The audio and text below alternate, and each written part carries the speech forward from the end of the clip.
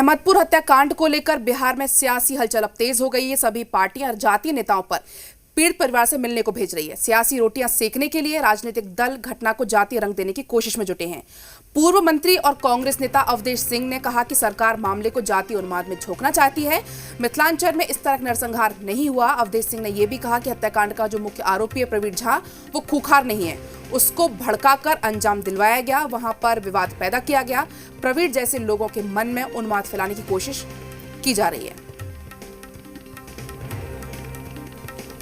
तो आपको बता दें, जो महमदपुर हत्याकांड है उसको लेकर अब बिहार में सियासी हलचल काफी तेज हो गई है। सभी जो पार्टियां हैं वो जातीय नेताओं को पीड़ित परिवार से मिलने के लिए भेज रही है। सियासी रोटियां सेकने के लिए लगातार राजनीतिक दल घटना को जातीय रंग देने में जुटे हुए हैं। इसके साथ ही पूर्व मंत्री और कांग्रेस नेता अवधेश सिंह हैं, उन्होंने सरकार को कहा कि सरकार इस मामले को जातीय उन्माद में झोंकना चाहती है।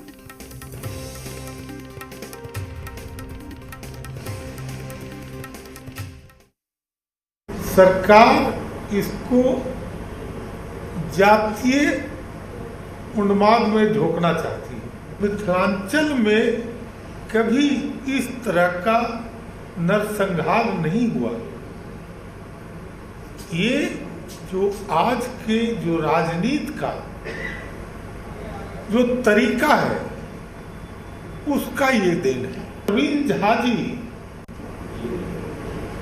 कोई ऐसे व्यक्ति नहीं है जो खूंखार है, और उनके दिमाग को, युवाओं को जिस तरह से भड़का के ऐसे अंजाम दिए जा रहे हैं। बिहार में सत्ता के संरक्षण में अपराध हो रहे हैं। अपराधियों की कोई जाति और धर्म नहीं होती है। अपराधी अपराधी होता है, चाहे वो किसी जात का, किसी धर्म का हो। लेकिन जब सत्ता का संरक्षण अपराधियों को मिलता है तब सरकार पर, पुलिस पर सवाल खड़े होते हैं। नेता विरोधी दल श्री तेजस्वी यादव जी जब मधुबनी का दौरा करते हैं, पीड़ित परिवार से मिलते हैं, इसके बाद मुख्य आरोपी की गिरफ्तारी होती है, तो सवाल खड़े होंगे अभी तक क्या कर रही थी बिहार की पुलिस। बिहार के माननीय मुख्यमंत्री श्री नीतीश कुमार जी, बिहार के माननीय पूर्व उप मुख्यमंत्री श्री सुशील कुमार मोदी जी घटना स्थल का दौरा न कर और मात्र अपने कुछ जात विशेष के विधायकों को भेजकर इसे जातीय रंग देने की कोशिश की है। जबकि सर्वविदित है कि रावण सेना के सेनापति अपने सदस्यों के साथ सरकार संरक्षित अपराध करके इतने बड़े नरसंहार का अंजाम दिया। मधुबनी की घटना को जितनी निंदा की जाए वो कम होगी, लेकिन इसको जातीय रूप दिया जा रहा है। अपराधियों की कोई जाति नहीं होती है, अपराधी अपराधी होते हैं, और सरकार तो लगातार अपराधियों के खिलाफ कार्रवाई कर रही है। प्रशासन की सक्रियता के कारण अपराधी पकड़े गए हैं, लेकिन इसको राजनीतिक रूप देना कहीं से उचित नहीं है। जातीय उन्माद पैदा करना ये ठीक नहीं है। विपक्षी दलों के नेताओं से आग्रह है कि मधुबनी हत्याकांड को राजनीतिक रंग देना बंद करें। जो अपराधी प्रवृत्ति के लोग होते हैं उसका जाति, धर्म, मजहब से कोई मतलब नहीं होता।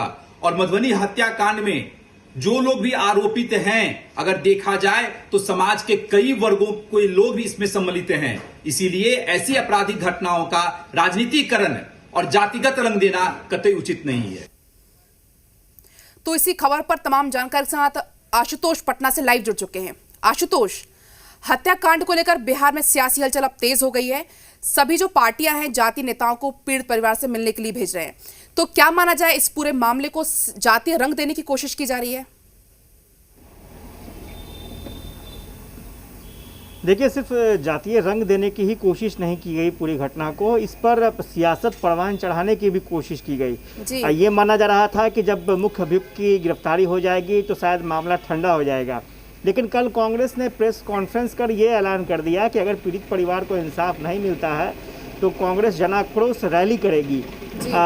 थोड़ा सा शर्त, कांग्रेस ने जो शर्त रखा है उस पर भी ध्यान देने की ज़रूरत है। कांग्रेस ने साफ तौर पर कहा है कि पीड़ित परिवार के हर एक शख्स को 20-20 लाख रुपए मिलने चाहिए। इसके अलावा पीड़ित परिवार में जो विधवा महिलाएं हैं उनको सरकारी नौकरी चाहिए। इसके अलावा जो जांच होनी चाहिए वो गृह मंत्रालय की तरफ से पुलिस मुख्यालय के गाइडलाइन में जांच होनी चाहिए।